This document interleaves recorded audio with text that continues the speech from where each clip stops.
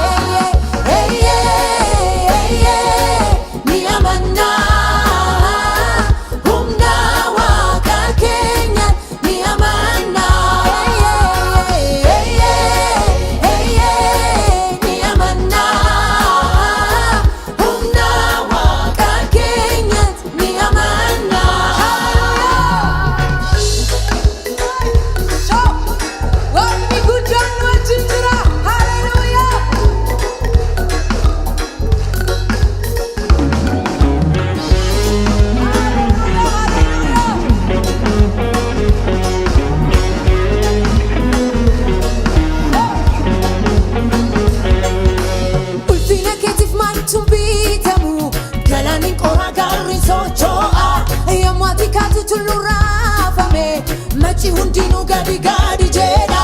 ulfina keetiif maaltu bitamu galaan hin qora gaarri socho'a yommuu ati kaatu tulluu raafame machi hundinuu gadi gadi jedha utuu nu balleessu barbaade dinqii kana hundumaa nutti agarsiisu ture ijaaramaa deemna kakuu keenya dhaala.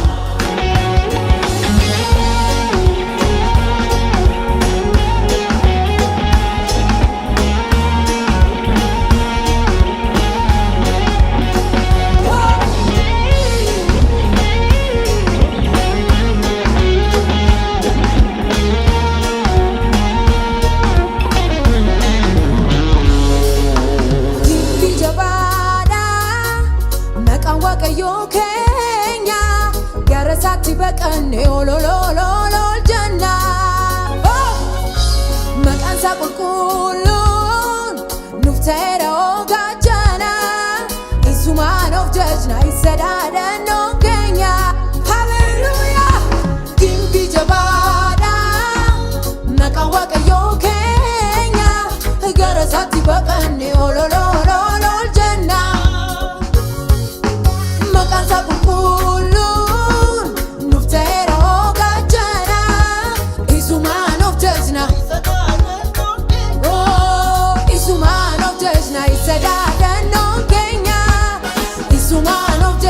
Sadadannoo keenya